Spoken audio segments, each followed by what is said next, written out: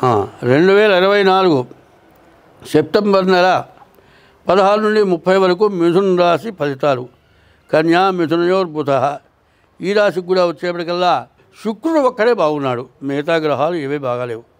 కాబట్టి ఈ రాశి వాళ్ళు కూడా జాగ్రత్తగా జాతకాలు చూపించుకోవాలి. తర్వాత ఈ రాశి వాళ్ళు ముఖ్యమైన పనులు కొన్ని చేయాలి. ఏమిటయా అంటే, ముందు పొద్దున్నే సూర్యోదయానికి ముందు నిద్ర లేచి సూర్యుడికి నమస్కారం చేయండి. తల్లిదండ్రులకి పూజ చేయండి, తల్లిదండ్రులకి దండం పెట్టండి. తల్లిదండ్రులని హింస పెట్టబాకండి, భార్యని హింసించబాకండి. ముందు శాస్త్రం ఏంటంటే, అన్నం పెట్టి తలకాయ పగలగొడితే అన్నం పెట్టిన పుణ్యం మాత్రం రాదు, తలకాయ పగలగొట్టిన పాపం మాత్రం వస్తుంది. కాబట్టి భార్యని, ఆడమనిషిని మనం దెబ్బ కొట్టినా ఆమె తిరిగి కొట్టలేరు, తల్లిదండ్రులను కొట్టినా కొట్టలేరు, తల్లిదండ్రులు తిట్టినా మనకు పాపం వస్తుంది. కాబట్టి ఇంటి దేవుడు ఉంటాడు, ఇష్టదైవం, కుటుంబ దైవం అన్నమాట. ఆ దైవాన్ని పూజించాలి.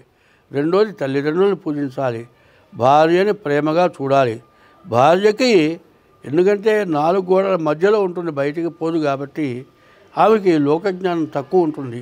ఆమె ఏదైనా తొందరపడ్డా మనం తొందరపడకుండా ఆమెను శాంతపరిచి ఎటువంటి సమస్య లేకుండా చేసుకోవాలి. తర్వాత ఈ జాతకం బాగున్నందుకు ఇవే కాకుండా ముందు మీ జాతకం చూపించుకోవాలి. డేట్ ఆఫ్ బర్త్ ద్వారా కానీ హస్త సాముద్రికం ద్వారా కానీ మీ జాతకం చూపించుకోండి. శుక్రుడు ఒక్కడు తప్పితే ఏ గ్రహం బాగాలేరు. కాబట్టి మీ జాతకం చూపించుకొని దానికి తగిన పూజలు చేసుకోవటం చాలా అవసరం. తర్వాత ఏంటంటే, ఇటువంటి పూర్తిగా జాతకం బాగుండనటువంటి వాళ్ళు ప్రత్యేకమైన పూజ రేపు సెప్టెంబర్ 26వ తారీఖు రోజున మరి అమృత మృత్యుంజయ పాశుపదం అనేటువంటి పూజ ఉంది. దాంట్లో పాల్గొంటే ఎటువంటి దోషాలను కూడా పోతాయి, అన్నీ శుభం జరుగుతుంది. కాబట్టి దీంట్లో మీరు పాల్గొంటే మంచిది. కాదండి, మీ జాతక రీత్యా ఏమి చేయాలి, ముందు జాతకం కావాలి. జాతకం చూసిన తర్వాత మీ దోషం ఏంటో తెలుస్తుంది. ఆ దోషం ప్రకారం తగిన పూజ చేస్తే మీకు అన్ని విధాలా బాగుంటుంది. కాబట్టి మీరు చెప్పింది చేయండి.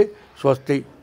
మీ గోత్రనామాలతో ఆ పూజ జరిగితే అన్ని రకాల బాధలు కూడా నివృత్తి అవుతాయి. మీరెవరైనా దాంట్లో పాల్గొనదలుచుకున్న వాళ్ళు ఎవరైనా ఉండేట్లయితే మా ఫోన్ నెంబర్కి ఫోన్ చేసి దానికి తగినటువంటి పారితోషికం చెల్లించి ఆ పూజలో మీరు పాల్గొనవచ్చు. స్వస్తి.